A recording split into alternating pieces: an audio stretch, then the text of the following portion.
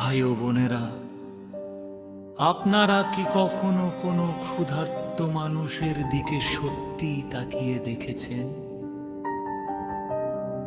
শুধু এক ঝলক দেখা নয়, পাশ কাটিয়ে চলে যাওয়া নয়, বরং এতক্ষণ ধরে তাকিয়ে থাকা, যাতে তাদের চোখ কথা বলতে পারে। পেটের ক্ষুধার চেয়েও গভীর এক ক্ষুধা আছে, সেটা হলো দৃষ্টিগোচর না হওয়ার ক্ষুধা, যত্ন না পাওয়ার ক্ষুধা, নিজেদের আপনজন মনে না করার ক্ষুধা।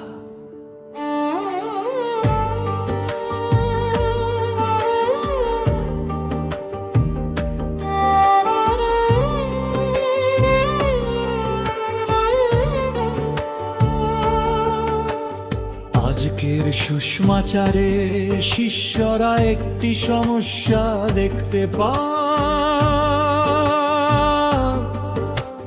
সংখ্যা, সময়,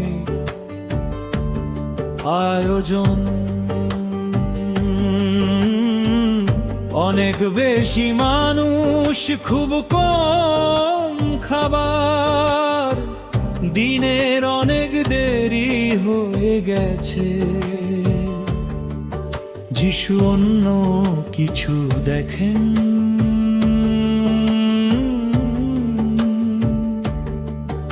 তিনি মানুষ দেখেন।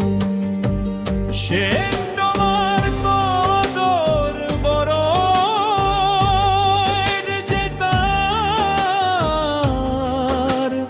হৃদয়ে বিচলিত হয়েছিল, কারণ তারা মেষপালকবিহীন মেষের মতো ছিল।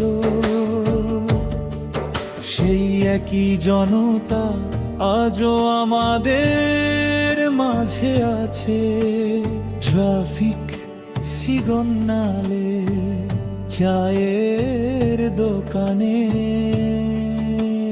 দোকান এবং গির্জার গেটের বাইরে।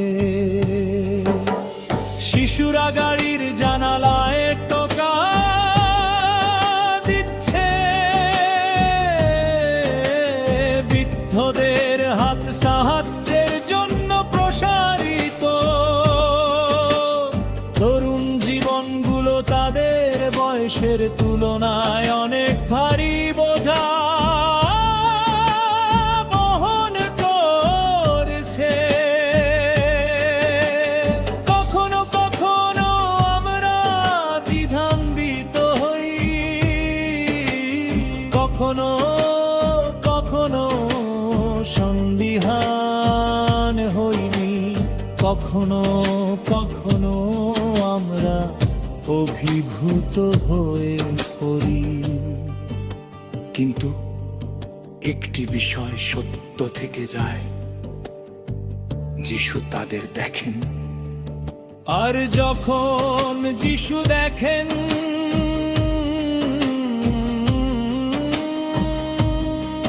তার হৃদয় বিচলিত হয়। গির্জাও একটি নীরব প্রলোভনের সম্মুখীন হয়, নিজের মধ্যে গুটিয়ে যাওয়া, ভবন এবং বাজেট নিয়ে ব্যস্ত হয়ে পড়ার, পরিকল্পনা এবং কর্মসূচি নিয়ে, হিসাবপত্র এবং নিরাপত্তা নিয়ে। এই সব কিছুরই নিজস্ব স্থান আছে, কিন্তু একটি প্রশ্ন বিবেকে আঘাত হানে। কখন দায়িত্ব পালন করাটা সম্পদ কুক্ষিগত করায় পরিণত হয়, কখন বিচক্ষণ কখনো তা ভয়ে পরিণত হয়।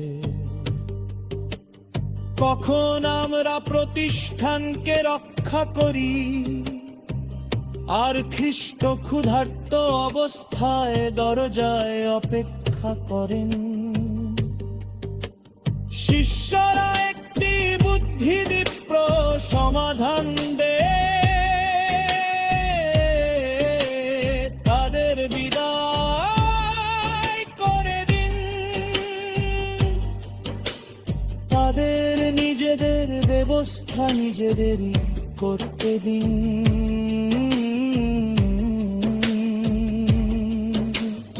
আমাদের কাছে যথেষ্ট নেই। এবং তারপর যিশু এমন কিছু কথা বলেন যা গির্জাকে বিচলিত করে।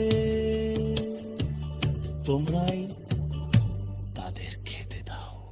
পরে নয়, যখন সুবিধা হবে, তখন নয়, যখন হিসাব মিলে যাবে, তখন নয়।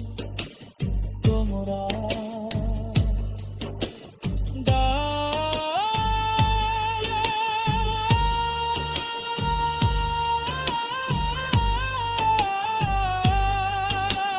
শিষ্যরা মজুরি এবং খরচের কথা ভাবে।